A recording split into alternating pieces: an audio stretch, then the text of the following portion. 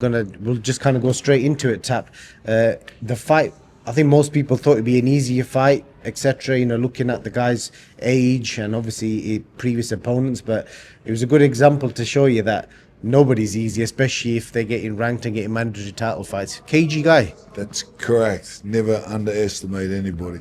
But I think as soon as I seen him come out dressed the way he was dressed and the whole warrior thing, I knew we were going to be in for a big night. So, yeah. Yeah, that's pretty much what happened. So, you know, the fight obviously started off cagey first round, but we'll kind of go into the first highlight of the fight was that second round where he hit Jai with a short right hand and he kind of, I don't think he was shook, but he kind of, he went backwards, fell on the ropes. What did you make of that? Yeah, give him a bit of a wobble, but that's normal. It's something you got to be prepared for, and yeah. Did that surprise you or shock you that moment? Because I'm assuming you didn't expect something like that to happen. I think we have to be prepared for everything. Those sort of things are going to happen, so we have to, take it in and try and work our way how to get out of it, sort of thing. So, he held on when he needed to hold on, recovered. And then obviously the fight changed, and I think Jai's tactics were a lot more like, just going to be being patient. I was listening to your instructions. You kept telling him to feint and just like move. He wasn't moving a lot today. Like, I think that the obvious question is: was it a case of Jai not being at the races, not being at his best, or was that guy just a lot better than people expected? A bit of both. I think.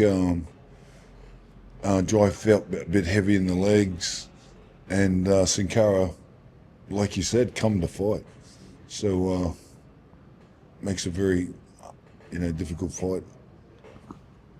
Then the fight ticks along. That was the only bit of success he had. He landed the odd jab here and there, but then comes that brutal ending. I don't know if you know now, but you shattered the instructions for him to do exactly what he did. I think you said something about fainting downstairs or jabbing and then coming over the top. It's pretty much what he did. I don't know if he heard you shouting or that was the plan. Yeah. That was the plan. I could sort of see it, and he started getting fatigued. So, and then Jai wasn't jabbing for the first 2 or 3 rounds, and CINKARA was. So CINKARA was more controlling everything by his distance by just using that jab, and Jai's jab wasn't there at all. Jai was trying to break him in half. Why do you think it wasn't there today? Oh, he was just, I don't know, one of those days, I guess. Off day, timing was off. Just shows, doesn't it? Even on an off day, where timing's off, he's gone and rendered another man unconscious, which is crazy. As I said to him the other day, he's broke one guy's jaw and 2 out of the last 3 he's knocked him out cold. Mm-hmm. Yeah, we're prepared for most of it. So it was all about just calming them down and getting back to boxing sensibly. Yeah.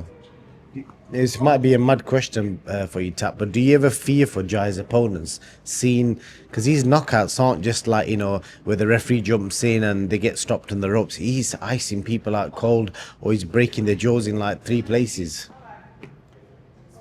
You don't play boxing, man. You're in there, warrior against warrior.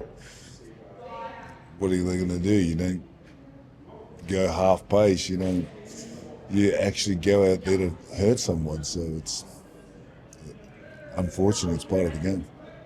What is going to happen next? I understand the winner of the Badu Jack fight next week. Jai's kind of been semi-promised the winner. Are you expecting that to be next? Yeah, hopefully. Who knows? Everyone plays their games. They might get offered more money going somewhere else in another direction.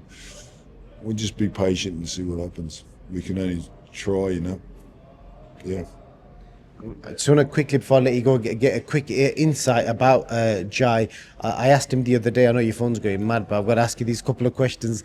I was asking Jai the other day about people talk about his eyes and how scary he is, etc. But I asked him, what is behind them eyes, and he said it's just a guy looking to go fishing next week. But you raise, it's just a man looking to go fishing next week. That's what he said, which is quite a funny answer. But you raised that young man, and I want to ask you, at what point did you see something in him that you thought, this kid's like, he's all about it? He's got something different about him that not everybody's got. I'm not too sure. He's always had that never give up attitude. And then we went through a few things a few years back, and I think he just had a mindset where nothing was going to break him. So there's a lot of things that was going behind the scenes that I think, took into his head that, he was going to, think like that, if that makes any sense. Well, let me ask you about the discipline. I've never asked you this before. I spoke to David Benavides a few weeks ago, and he talked about the discipline that his dad had him under. And he said he grew up thinking he'd hate his dad, but he loves his dad for the discipline he gave him, because it's made him the man he is today. So I'm just curious to know if you can maybe share a little bit about the discipline that you had Jai under as he was a kid, because you've got 6 kids. Yeah. I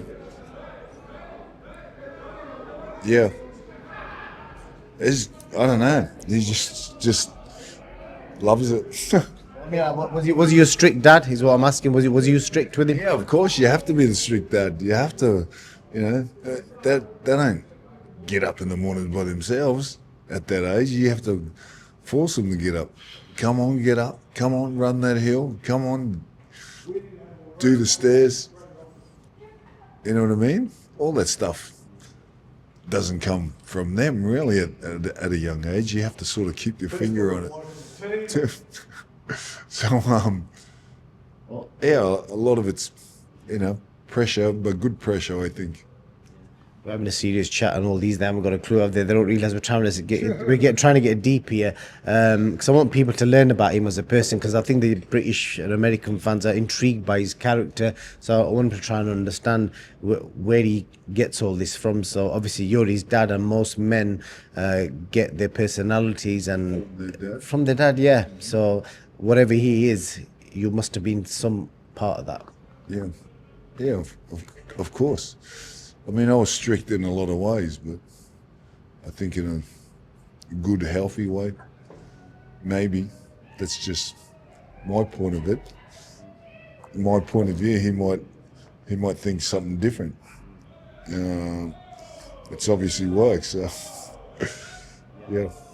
Well, I can hear them all going crazy, having a party behind there. So I'm going to let you join you and your boys, and thank you very much again for welcoming me to Australia and being very hospitable. And I always love the love that I get from the Samoan community as a whole, not just your family, but all your family and friends. Always give me lots of love. Thank you. It's an honour having you here, as always. You're one of the good guys out of the boxing. Out of the boxing media, and we love having you around, and we always look forward to meeting up with you. Tap, hopefully I'll see you soon, brother, and we'll have a good catch up once again as I drop my AirPods. Tap OPETAIA, the man behind Jai OPETAIA. Thank you very much. Thank you.